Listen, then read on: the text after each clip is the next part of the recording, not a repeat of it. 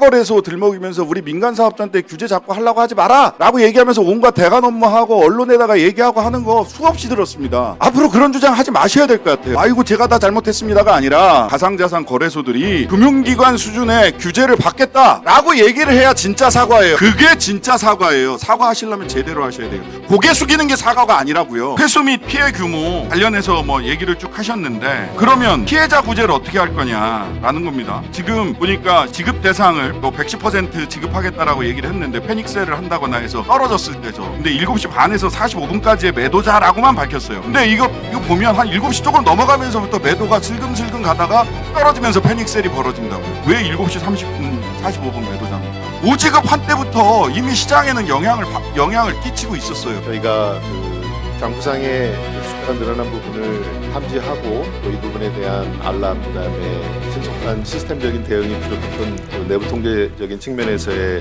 부분 뼈저리게 인식하고 있는 사안입니다. 존경하는 신장수 의원님, 질의해 주시기 바랍니다. 네. 이번 빗썸 대규모 오지급 사건, 현재 가상 자산 시장 안정성 얼마나 취약한지, 그리고 시장에 대한 신뢰가 한순간에 무너질 수 있다라는 거 보여주었고요. 휴먼 에러, 시스템 에러, 심지어는 더 나아가서 운영체계 에러까지 한꺼번에 보여준 사건이라고 생각을 합니다. 금감원장님하고 금융위원장님 말씀 쭉 들었는데, 금감원장님 사전 점검 사례가 있는지 없었던 것으로 저는 알고 있는데요. 없었다면 그 이유가 뭔지, 그리고 향후 사전 점검 계획을 구체적으로 좀 말씀을 해주셔야 될 것 같아요. 그냥 전부 다 추상적이고 일정이 안 나와 있어서 뭘 언제 하겠다는 건지 잘 모르겠어서 나중에 한꺼번에 답변 주시고요. 부위원장님께서도 제도 미비 이야기 하셨어요. 그리고 그래서 제도 미비를 개선해서 대책 세우겠다라고 하는데, 이것도 그 일정이나 구체적인 계획은 조금 제출이 안 돼 있어서 그 부분을 조금 말씀해 주셨으면 좋겠고요. 이재원 대표께 질의 드리겠습니다. 이재원 대표를 비롯해서 가상자산 거래소들, 해외 거래소 들먹이면서 우리 민간 사업자한테 규제 자꾸 하려고 하지 마라 라고 얘기하면서 온갖 대관 업무하고 언론에다가 얘기하고 하는 거 수없이 들었습니다. 앞으로 그런 주장 하지 마셔야 될 것 같아요. 사과를 하시려면 준금융기관 내지는 금융기관과 같은 규제를 받아야 된다라고 생각을 한다라고 금감원장님도 말씀을 하셨잖아요.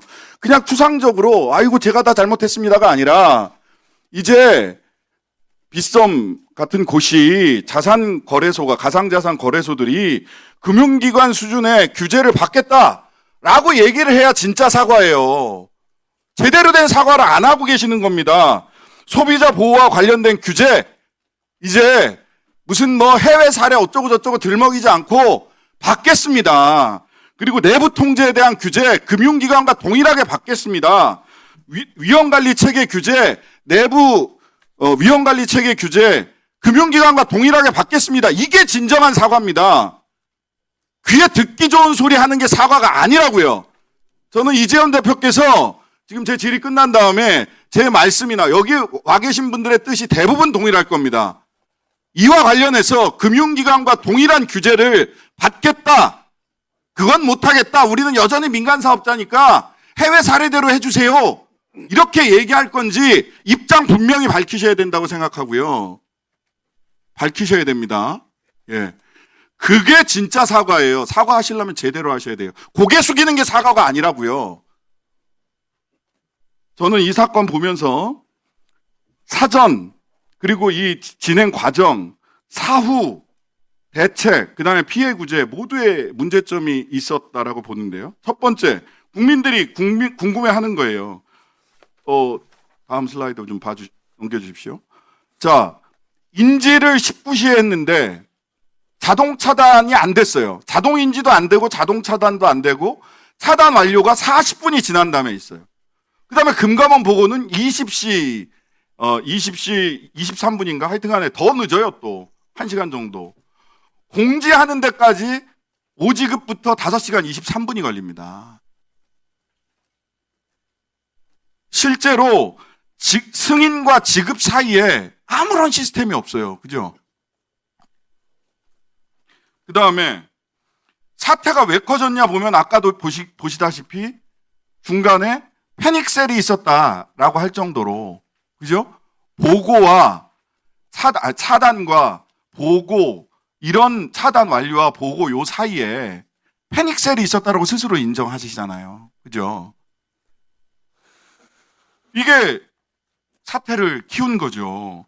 그 다음에 그 회수 및 피해 규모 관련해서 뭐 얘기를 쭉 하셨는데 그러면 피해자 구제를 어떻게 할 거냐라는 겁니다. 지금 보니까 지급 대상을 뭐 110% 지급하겠다라고 얘기를 했는데 패닉셀을 한다거나 해서 이 떨어졌을 때죠. 저 시간 보면 9,800만 원에서 8,100만 원까지 폭락했습니다. 근데 7시 반에서 45분까지의 매도자라고만 밝혔어요.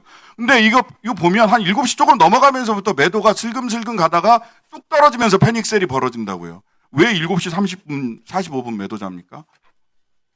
오지급 한때부터 이미 시장에는 영향을 끼치고 있었어요.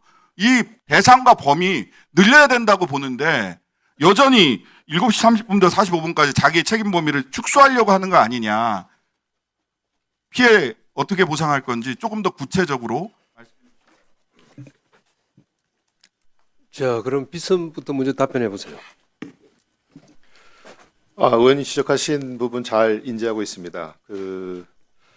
오지급된 상태에서 저희가 장부상의 숫자가 늘어난 부분을 탐지하고 또 이 부분에 대한 알람, 그다음에 신속한 시스템적인 대응이 부족했던 내부 통제적인 측면에서의 부분 뼈저리게 인식하고 있는 사안입니다. 저희가 말씀드린 이제 피해 규모 산정 및 이제 이용자 피해 구제와 관련해서 현재는 1,788개의 비트코인이 매도되는 시점에 발생한 이제 패닉셀과 그다음에 그로 인해 약 30여 명의 발생한 이제 강제 청산 두 군데를 저희가 일단 피해 구제 대상으로 보고 있는데요. 현재 감독원과 함께 점검 그리고 검사 상태에서 좀 더 상세한 내용을 들여다보고 있고 추가적으로 말씀드리면 저희 고객센터를 통해서 접수되고 있는 다양한 민원들을 통해서 좀 더 폭넓게 피해자 구제와 관련된 범위를 설정하고 완료해 나가도록 노력하겠습니다. 자, 이 금융기관 수준의 규제를 받겠다는 게 진정한 사과다. 그런데 거기에 대한 입장을 말씀해 주세요. 네, 저희가 특정정보금융법 그리고 2024년도 7월 19일 날 적용된 이용자보호법 이 두 개의 이제 중거법으로 저희가 지금 사업을 운영하고 있습니다. 말씀하신 것처럼 정말 이제 금융회사에 준하는 내부 통제를 저희가 목표로 계속 진행해 오고 있고 또 지금 이제 기본법이 준비가 되면서 저희도 그러한 이제 규제하에 사업을 진행할 그 부분에 대해서 만반의 준비를 하고 있습니다. 말씀하신 것처럼 금융산업 또 금융 서비스 업자에 준하는 그러한 규제와 또 감독 그리고 내부 통제 등의 여러 가지 요건들을 충실하게 갖출 것을 약속드리겠습니다. 자, 우리 금감원장님, 신장수 의원님 지지가 사전 점검 사례라든지 이런 계획에 대해서 좀 이야기.